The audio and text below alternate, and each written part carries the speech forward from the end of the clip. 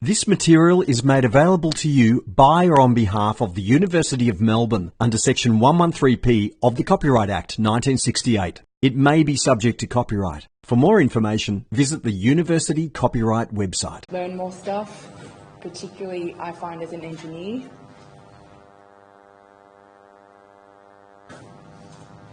Okay, can I also ask who has done the regulations course? Yeah, clinical trials and regulations. Did you do it this Sem 1 this year or last year? This year. So you were all there when Tianka took it? Yep. Okay. So this lecture and Friday's lecture will cover a little bit about that. And another thing that Bob went through yesterday, I don't know if you picked up on it, how much clinical trials cost. So I will give you some indications on how to design an animal study in a way, but it might be a little bit generic until you actually get onto an application. But then today we're going to do the in vitro study. So these are some of the assessments that you would do before you even go into an animal model, so whether or not it's worthwhile doing. So how much that costs. And another thing is, did he mention paperwork? Or how much?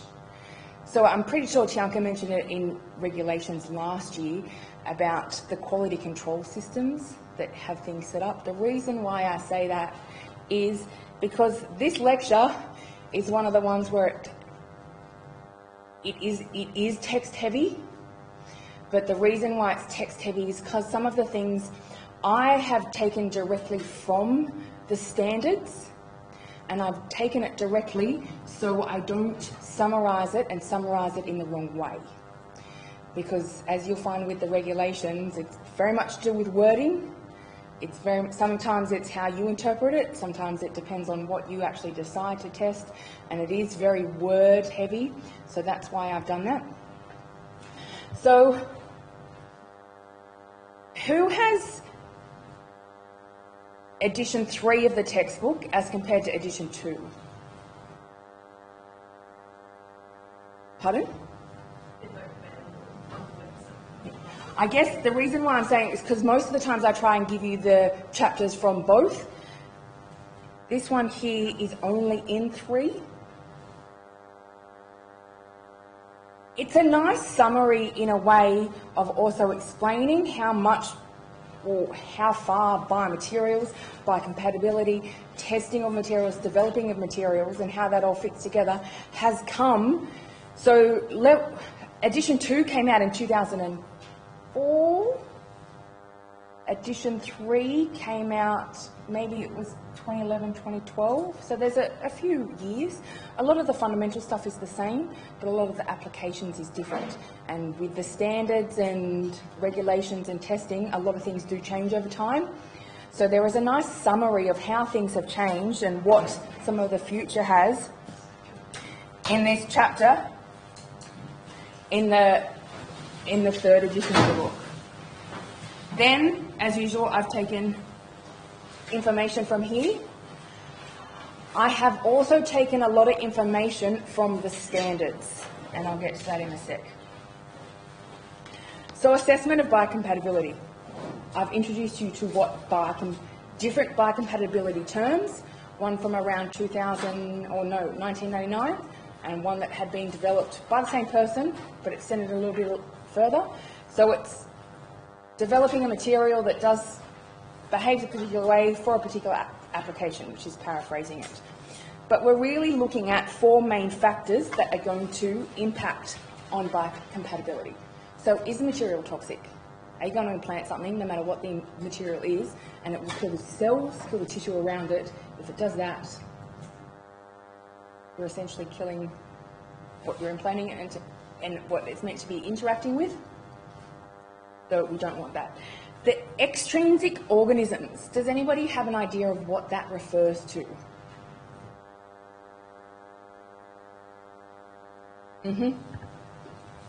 So something that's exterior to what you're implanting can be introduced.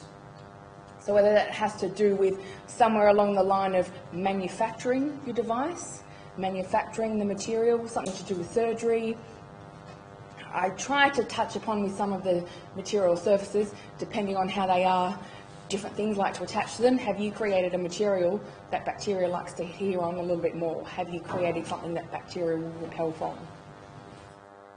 Mechanical effects. So that's when you implant the material. Does the function of the device, of the material, move in such a way that it puts different mechanical strains on it? Is that going to change the device? Is that going to affect biocompatibility? And then the cell-material interactions. So we will touch mainly upon this one today. So I've got here, I guess, some of the generations of biomaterials. So what makes a material a biomaterial? We're putting it in contact with a biological environment. So the first generation of biomaterials, they were really materials that had already been developed, which were then implanted into a body. So they may not have been designed for it. So you have your ones that people may have classed as inert. So they were maybe designed, and when I say inert, they may not necessarily be inert when you put them in the body may still react to it and change to it. But your things like Teflon, titanium, polyethylene, if you look at it material-wise, without the body in context, they don't do much. They don't, I guess, they're not designed to interact. So your next generation of biomaterials are ones that they're designed to interact with the body. So whether it's ones, your degradable materials, so when you implant them, like your polylactic acid, so your PLA, you're designing a material to do something specific in the body. So there's where your interaction comes in.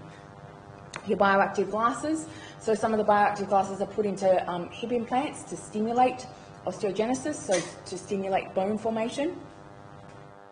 And then I've touched upon also changing surfaces, and then you have your third generation. So these are the ones that are really being developed now, and for some of them even, we don't quite know how they go through the regulation process, whether or not it's just in terms of biocompatibility or the regulations in general, but I'm not going to touch on too much of regulations. So they're a lot more of your, what we may class as natural materials. So we've kind of come full circle. We've developed materials that were foreign to the body to implant them, and now we're actually trying to design materials that mimic what's inside the body. So your engineered ECM, so this is where you're getting cells to produce extracellular matrix molecules. Your decellularized ECM, so this is where you're taking, sometimes, and there's a few universities in the US, taking organs from either different people, so same species, or even animals, decellularizing it, populating it with the patient's own cells, and you're developing a functioning organ. But it's these biomaterials, so the scaffold is the decellularized ECM. So you're developing something that's going to actually orchestrate a particular biological event or process. This is one of those lists where I don't want you to learn it. It's kind of, so when you did regulations, there was a whole lot of different standards that you looked at. So standards for manufacturing, standards for fabrication, standards for even your paperwork. These are the standards that are solely involved with the biological evaluation of a medical device. One thing I want you to take note is the year. So wherever the year is, that's the latest version. So some of them are quite recent. Some of them are from from a few years ago. All of this covers not only the test that you need to do, but a lot of things that are then associated with preparing the materials. So you have a whole one, so that one's been withdrawn. You have a whole one, number 12, so this one. It tells you how to prepare your sample for those tests. A lot of these ones have to do with the actual test that you do. These ones here on this side, not all of them, they're some of the new ones. And one of the videos that I will show you at the very end makes reference to the future. I think it's part 23 or 24. The other thing is, this university, the only one that you are able to access online is this one. I don't know if you knew that from regulations. You don't usually go and search for the standards of how to test biomaterials. This one here will give you information about all of them, and it's kind of, or what it says, it's a general evaluation. But these ones, the University of Melbourne does not have a license. I can access through a different way, some of them. So I have printed off a few pages that I think are key, because with the license, technically, I'm not meant to store a copy of it, so which is why I can't share the PDFs or anything like that. These sorts of standards, they cost a lot of money. The other standards you should know is you download them, within a few days they expire, so you'll go and open it again, it'll be green. And that has to do with, these standards get updated, and also has to do with the licensing. So for some of them, I have summarised the main bits on these slides, and that's where the text heavy bit is, to get the I guess in a way, the gist or the actual information about what to do. And then I've got a few tables to show how complicated going through. I spent maybe Monday looking through these standards, and one of them is about 100 pages long. So it's a lot of text and a lot of information. And that's just one part of developing a medical device. Okay, so let's see. So I'm going to put up this figure 1, and then we'll go through this annex. So figure 1 is a flow diagram of really an assessment of which tests you need to do for your material, and then Annex A tells you, depending on what you classify your device as, and this is different to your medical device class 1, 2, to A, to B, IVD, this is a different classification as well, to then what tests to do. And when I say what tests to do, you read the introductions, one of the wording is all this is just a recommendation. They don't tell you you need to do this. They say you can do it, you're not. Sometimes you have to justify why you do and you don't do different ones.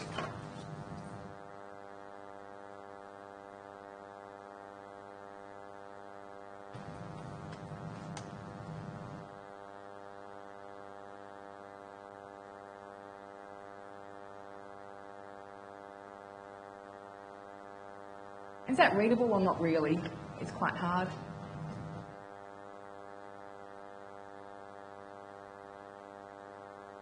I will read it out anyway.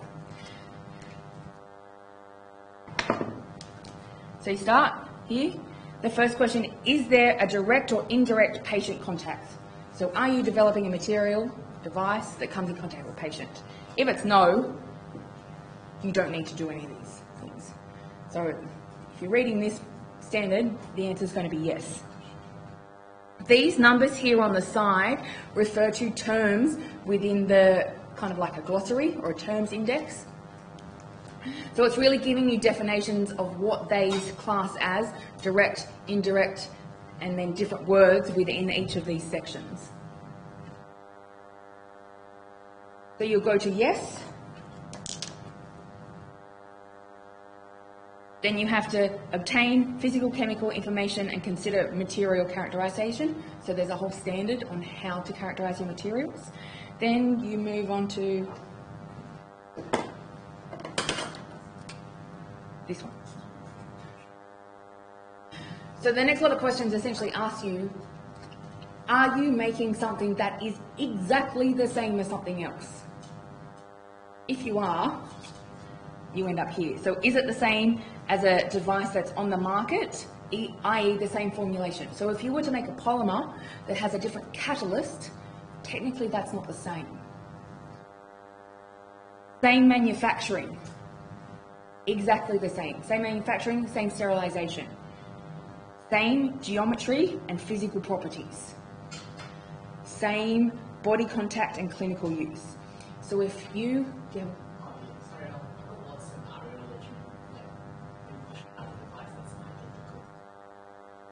Very rarely. So unless you're doing, because I think in regulations, Tianka also went through it, most of the medical devices, it's a change to something else. So depending on what you actually change in the whole scheme of a medical device, you may be keeping a lot of this the same. But if you're changing your device or your material and you say yes to all of these, you can just go down. And then there's a whole way to perform a risk analysis. You essentially have to provide the paperwork that demonstrates that you are doing everything the same. If you answer no to any of them, you go here. Is there sufficient justification and or clinical relevant data for a risk assessment? You're basically justifying for the tests that it suggests you should do or you think should be done based on what either the material is or the application. You have to justify, if you don't do all the tests, you need to justify why you didn't. So sometimes if you're using the same formulation and something else is different, you may be able to get around some of them, but not all of them. It depends on exactly what it is. So sometimes you can say, yes, is there sufficient toxicological data? Does the data apply to chemical mixtures? And is the data relevant for dose and route of exposure? If you get down to here, perform further evaluation of device based on chemical nature of materials and type and duration of contact. So that's where you get to selection of things based on a table in Annex A, and then you have to justify or do the test and justify why you did them, why you didn't do them, depending on which ones you picked.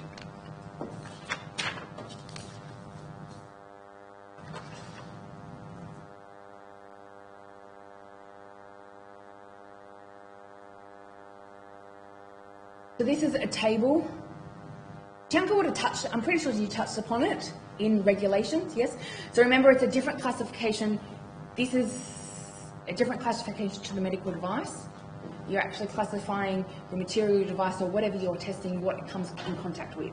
So whether or not it's a surface, externally communicating,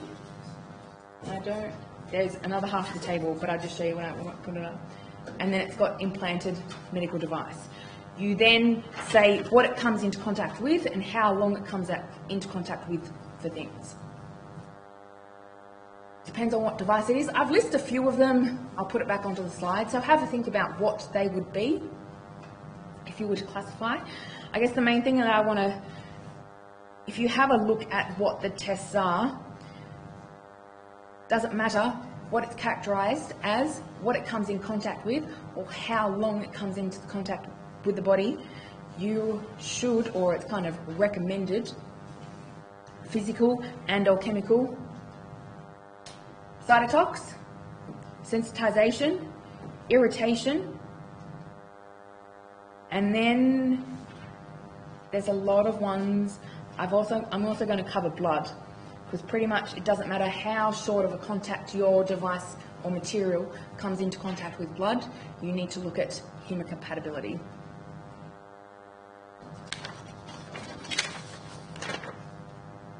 So if for any reason you like to read standards, you can get access to that one and you can go through. Even if it's just for the point of having a look at how things are worded, it's very vague. And that if you get a job in a medical device company, this is going to be in there somewhere along the plan.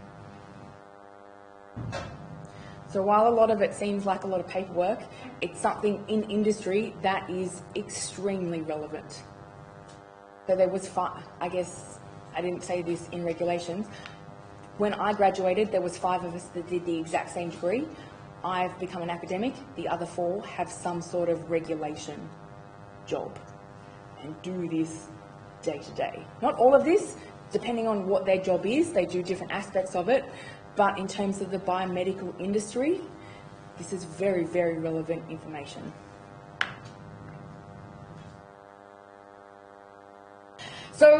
have summarised a few things within the different standards of more the take-home points when you're designing experiments, what things you may pick and choose.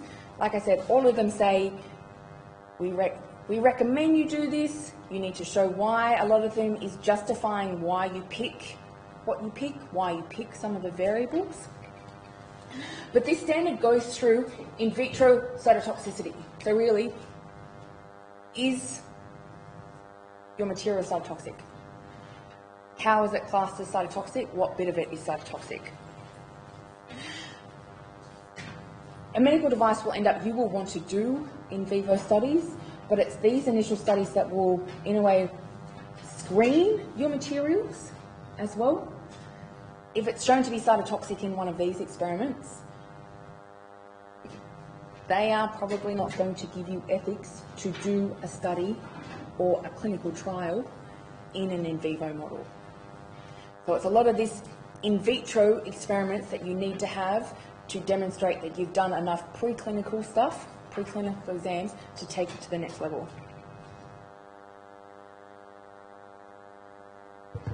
So there are 3 types of tests that you can do: extraction test, direct contact, indirect contact. Do the names of the 3 types explain, in a way, what they mean? So the extraction, what leaches out of your material? If you put that into contact with cells, is that cytotoxic? Because really, if you're implanting something, our body is not all liquid, but there is a lot of liquid. Things are going to leach out. So if you want to test your materials, is there something that leaches out from the materials? Like I said, there is a whole standard that tells you how to prepare your samples. It tells you how long you should incubate it at a particular temperature for a particular time point. It tells you what type of extraction vehicles, and by vehicles I mean what it's getting extracted out into, so what is the liquid. A lot of people will use PBS, so that's phosphate buffered saline, so it's a physiological salt solution. Culture medium with serum. Serum is plasma, contains proteins. So it's another thing, if you're adding proteins into your extraction vehicle, is that going to affect what comes out? Or you could justify why you used another one. This standard also tells you, not only does it tell you different temperatures and times to extract over, and then this is all dependent on how long your material is meant to be in contact with the body, it then also gives you an indication of a surface area to extraction volume. So it says if you have a piece of material so many 0.1 centimetres squared, you need this much liquid in contact with it to extract it into. It will then also take the thickness into account. So if you have a material that is really thick, you're going to need more material. So then you can start to have a surface area or volume, so how much is leaching out from materials. You don't want something that is a material sample that is super tiny, leaching out into a litre, because then that's a concentration thing. I think if you dilute anything, in a way, if it's dilute enough, it's not going to be cytotoxic, but you need there. With all of these standards, it's basically setting it so everybody has a guide of what to test, and it's then comparable. So this is where, so you have a solution you put in contact with your cells. You then have direct contact. You take the actual material and put it on top of the cells. So what form is it in? Obviously it depends on what you're testing. And then you've also got indirect contact. So this is where you grow cells, you put agar on the top, and then you put your materials or your leachables on top of, usually your leachables on top of that. So it's looking at something that will diffuse through the agar onto your cells and whether or not that has an effect. Why do you think that also is another thing or another test?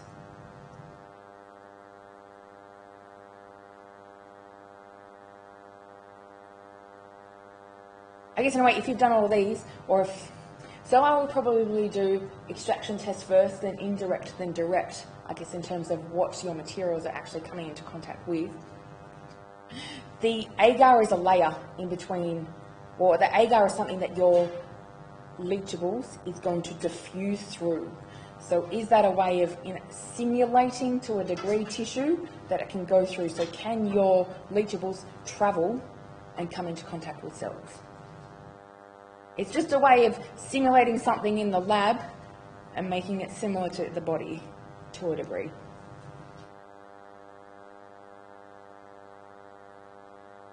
You then have to choose what cell type you're going to use. So if I say cell line or primary cell, hands up if you know what the difference between those is. What's a primary cell? A primary cell line or primary cell? A cell line, if I've got immortalized next to it.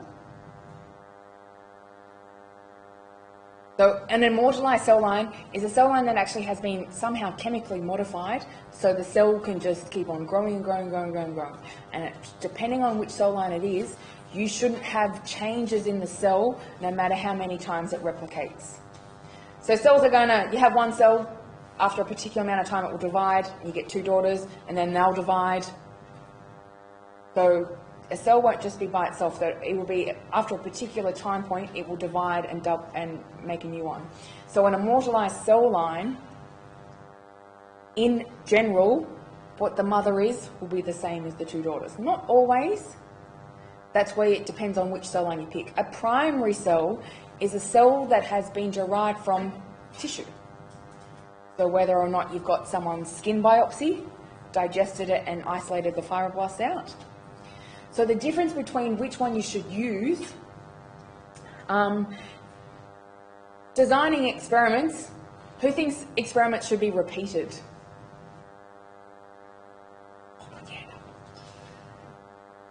So when you design experiments, not only should you have replicates within there to make sure it's repeatable within the experiment, you should then also repeat your experiment more than once to make sure what you got the first time is the same the second time, is the same the third time.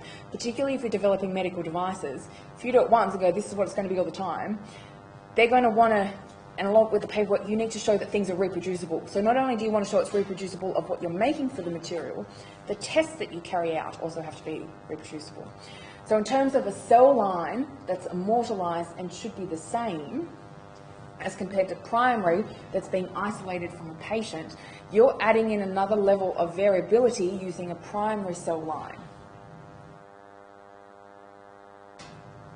So a skin fibroblast from me could behave very differently from a skin fibroblast from my sister, from a skin fibroblast from my colleague that sits next door. We're all adults, around the same age, we're all females, so you're not bringing in that much, well, but even from patient to patient. The other thing with primary cells is cells in our body aren't designed to be immortal. They will only duplicate so many times before they're like, no, we've had enough. There's actually a switch that will tell them to really program death. So if you have a primary cell line, there's only so many times that you can use it before it also stops. It just stops doubling, stops growing, and stops behaving like the cell that you want it to be. So if this is going to affect your test, however, sometimes you might need a primary cell. And then I've just given some examples of, these are cell lines if within the standard say these are particular ones that are recommended from ISO as being reliable. But then have a look at what they are. Some of them are mice, so it's not human derived. Do you want to carry out experiments that are tested on something that's derived from a mouse as compared to something that's derived from a human? Both have pros, both have cons. Experimental controls. So if you're looking at an experiment that is, you're designing an experiment to see something is cytotoxic or not, you might want to have a a positive control and a negative control. So particularly in biology, one of my supervisors once told me, biology always wins. You can predict it to do something, but it's always going to do what it wants to do. So when you're designing experiments, have you treated your cells right, that they're behaving how you want them within the experiment? So here, a positive and negative control would be something has no toxicity as a negative control, so something that is well known for being non-toxic. So when I used to do these tests, I used to use medical grade silicon. I'd get medical grade silicon and I'd extract things out of that. If it's medical grade, it's already gone through all these tests and it shouldn't be cytotoxic. A positive control is something that's going to wipe everything out. So then when you have your test material, does it behave like the positive control and wipe everything out? Or does it behave like the negative control, or does it sit somewhere in the middle? Negative control, latex gloves. What gets extracted out of latex gloves is extremely toxic to cells. It will kill them dead. And then how do you determine cytotoxicity? You can look at the morphology of cells, you can count the number of cells, and then within the list in cytotoxicity, it just gives you a whole range of tests to do. So some of them measure cell metabolism, some of them measure cell number, a whole different lot of ways. So here's just an example of cells that have been in contact with different materials. So you have your L929 cells, so that was one of the cells on the list before. I think it had a different, it's this one here. So they've used mouse fibroblasts. So they're looking at, it's a cytotoxicity study of polyethylene glycol. Have I mentioned polyethylene glycol before? PEG. So it's a material that is quite often used as a protein-resistant material. So they're looking at PEG derivatives. So how they've changed PEG, does that then make it more, less biocompatible? Here, more or less cytotoxic. So here you've got your TEG. So that's one of the derivatives. You've got your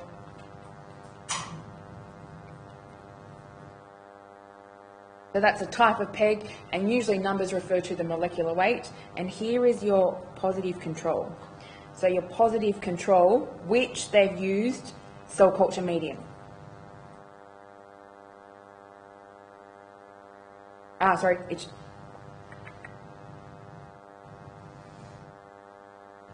I will quite often mix up positive and negative control depending on what they've defined in the experiment as something that's being positive or something that's being negative. But they've got cells in pure culture medium, so that's their control group. So that should be something that the cells behave as they normally behave. So I'm used to seeing what cells like. To me, cells look happy there. Here, there's the numbers are less. And if you, this one also has reduced the numbers.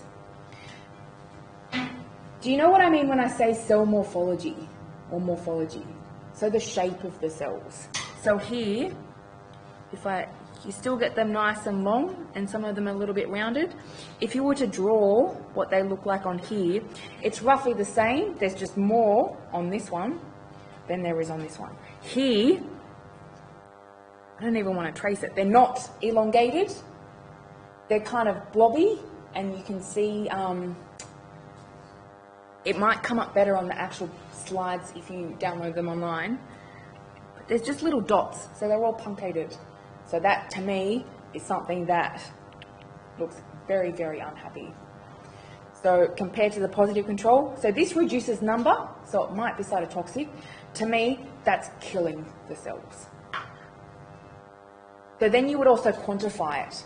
So the one thing that I want to emphasize on this one, it's you can measure the amount of cells that are present. They've got a whole range of things that they're testing. They look at cell viability as a percentage. Usually as a percentage it means that you've got your control, whether you refer to it as positive or negative, but your control where nothing should happen, where the cells should behave as they normally behave is your 100%, and then everything else compares to that. Take note, These, that should say milligram per mil. So this is the same as this. This is the same as this. These are the same. The difference between these two graphs. These are HeLa cells. And these are L929 cells. So L929s are the mouse fibroblasts. These ones, if I am not, I know what they're from.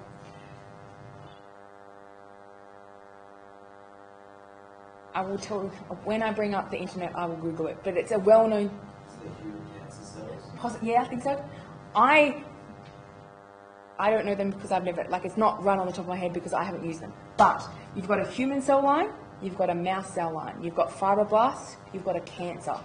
So even though they are immortalized cell line, if you're looking, so here and here, there's a big difference between this one and this one. This one and this one. And then here, it's quite variable, whereas here, it's not as much. I don't like this because they haven't done statistics on it. So I really can't tell if it's significantly different. You can tell usually by the error bars, but just here is demonstrating, even if you have the same material and all the same conditions, you change the cell type, why did they choose one over the other? These are all things to think about. It's not just a material, how you're going to test it to how the outcome or what results you will get. Okay, blood interactions. I have listed a whole lot of things there, but I will show you another lovely table.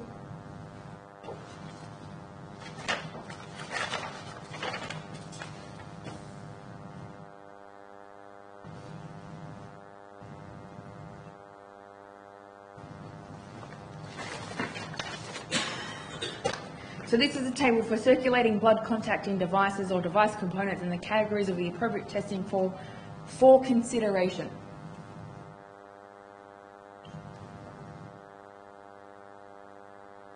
You can read through that yourself. It's a whole range of different medical devices that come into contact with blood. Is the material you're testing, the device testing one of these? But what tests do you do? So yeah, there's your hemolysis, your thrombosis. So in some of the early host reactions, I've hopped on a little bit about thrombosis. One of the things that I didn't mention is hemolysis. And if you came to the lecture yesterday, that's one thing Bob mentioned about one of the LVATs. What does it actually do? So your hemolysis is what it does to red blood cells. So while your platelets can form thrombus and you can form a clot, is your device, your material, affecting red blood cells? If it affects red blood cells, that's another major component of blood. You don't want to be depleting that. So these are different tests.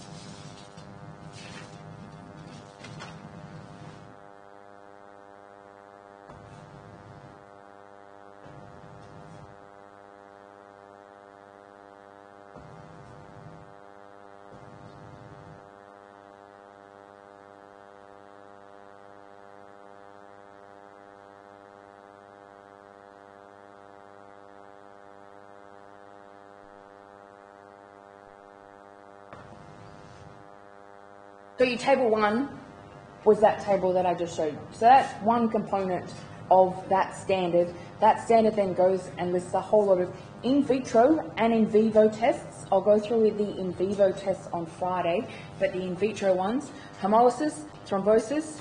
So how you do in vitro thrombosis is your coagulation, your platelet activation, different types of hematology and complement system. And then there's a whole lot, as I said, in vivo and ex vivo tests that I'll go through on Friday. How to test these and things to consider. Some of them should be familiar from what I went through in the blood contacting lecture. Was it last week or the week before? Patients, hematocrit, whether or not they've had an anticoagulant, how you prep the sample.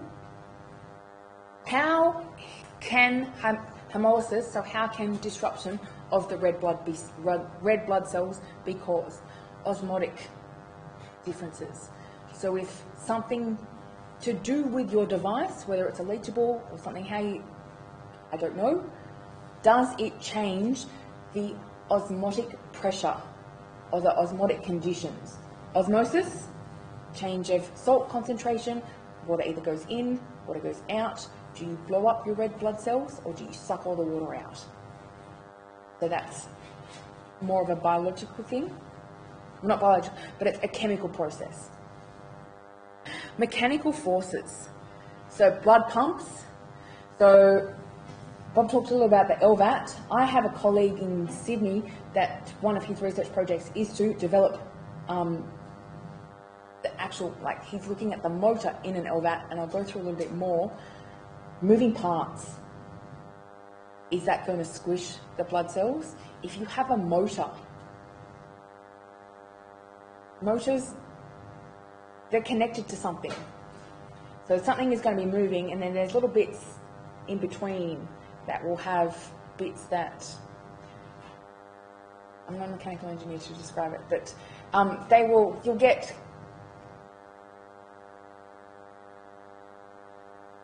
you kind of know what I'm trying to describe without describing it, but there'll be moving parts. Do blood cells get caught in the moving parts, in the joints, that sort of thing? I'll show a picture.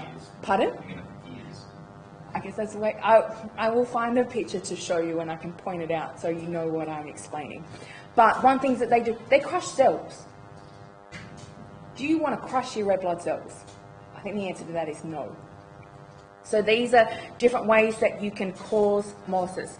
How do you detect if that's happened? You can count the number of red blood cells. You can check hematocrit. You can then also check components that are released. So you've done your test, you can see if it's... Mechanical is a little bit hard to not test in vivo. The chemical one with osmosis is a little bit easier to test in vivo. In vitro, not in vivo. Coagulation. We should all know what coagulation is at the moment. Platelets activating, forming together, causing a blood clot. So you can use, have you heard of an ELISA before? Oh. It's an assay that you can use antibodies to detect the presence of things. Another thing where I forgot what the acronym is. But if you're looking for the presence of a particular protein, particular molecule, you can use an antibody, so something that specifically binds to it to see if it's there. So this is a biochemistry assay that you can use for the presence of different molecules. So you can look for your thrombin, antithrombin, your fibrin. So these are components that either contribute to the coagulation cascade or contribute to the blood clot or are part of the coagulation cascade. You can look at clotting time. So whether it's partial thromboplasmin time, so this is looking at how long it takes. You get plasma and you put it into contact with material and you see how long it takes to clot. There's an activated one where you add in another chemical so it either goes quicker or slower depending on what it is. Platelet activation. So I've shown you a lot of SEM images looking at platelet adhesion. Another way you can measure, so quantify, not only about the number is there, but looking for an indicator of activation, so the release products or surface markers. When I said that platelets become activated, the receptors go from inside to outside, you have antibodies that will pick those up. So it's another biochemical assay to look for the presence of particular things that are known when platelets become activated. I've listed these ones. I'm not going to go too much into it because you can read it. So sensitization is if you become sensitive to it. So over repeated exposure of things.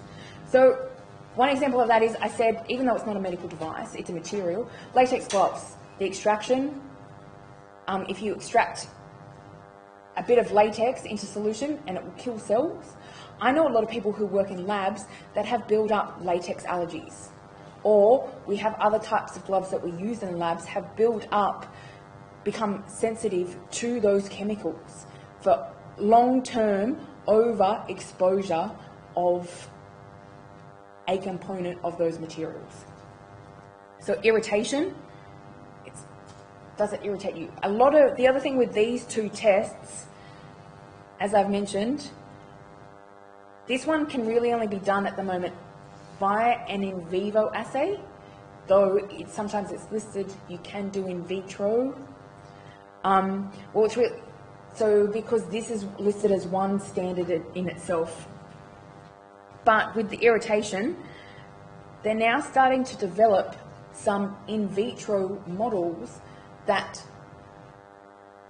mimic a component of what's happening in our body, so able to do it in the lab before we move to animal tests. And a lot of it, particularly these ones, have to do with this, the intended route of the device. So what does your device material come in contact with?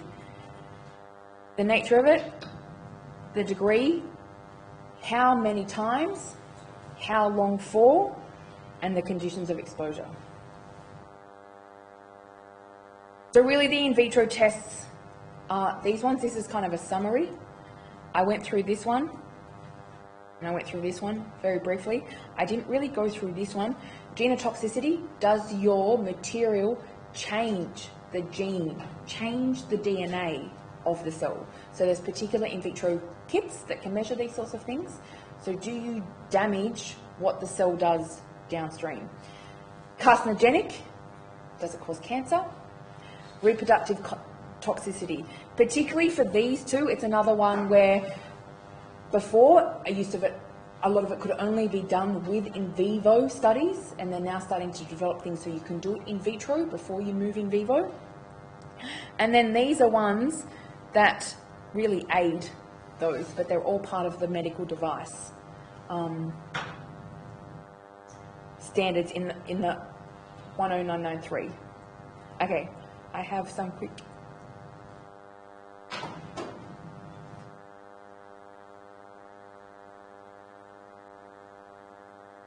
So there are companies that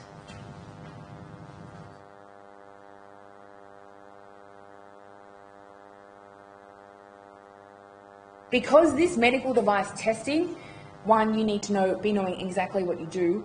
You need to be keeping up along with the paperwork. There are companies that actually do this. You bring in your device, you bring in your material, and they bring in all the tests. So you can read a little bit about that. One thing, because as usual, I will go over time. This company called EpiSkin.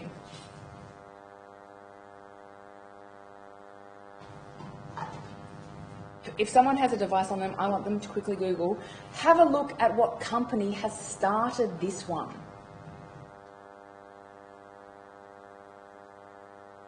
So what company founded it? So this is a company, EpiSkin. It makes in vitro skin models that you grow in the lab to test things. I don't know if it'll come up with just a...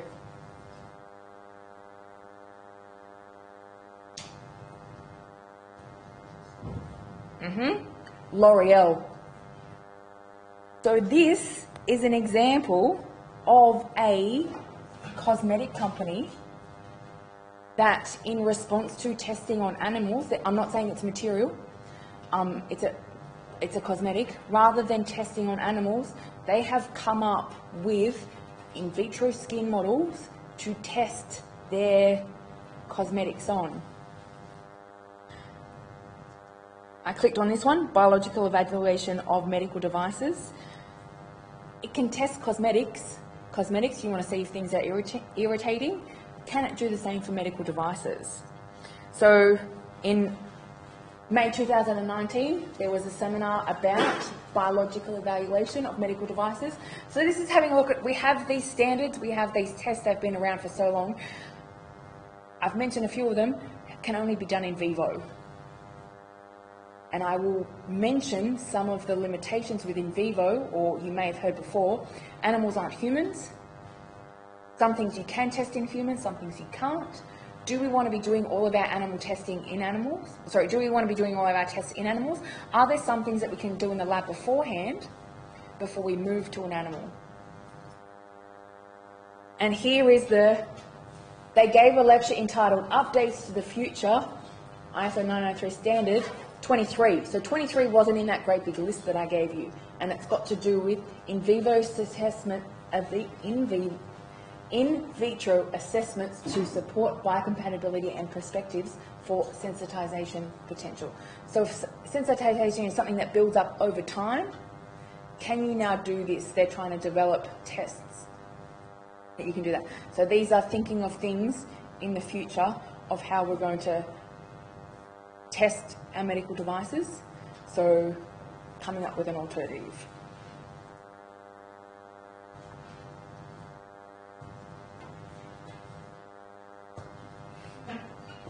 So with that, that is the end for the in vitro. On Friday, I will go through in vivo.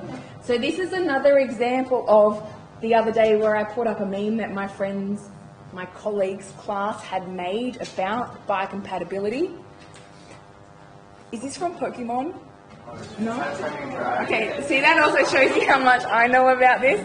So I don't know who that person is. But do you guys make sense of that?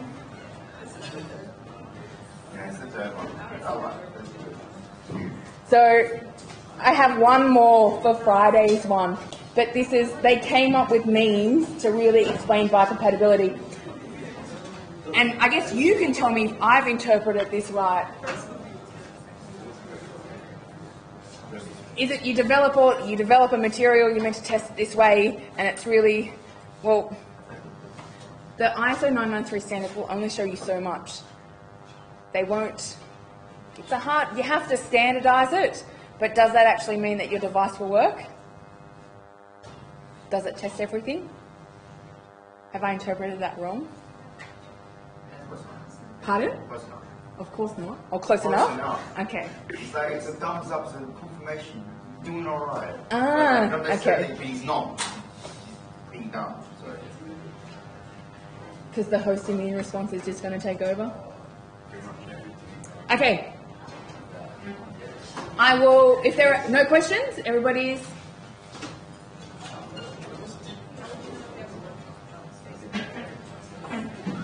I'll see you on Friday.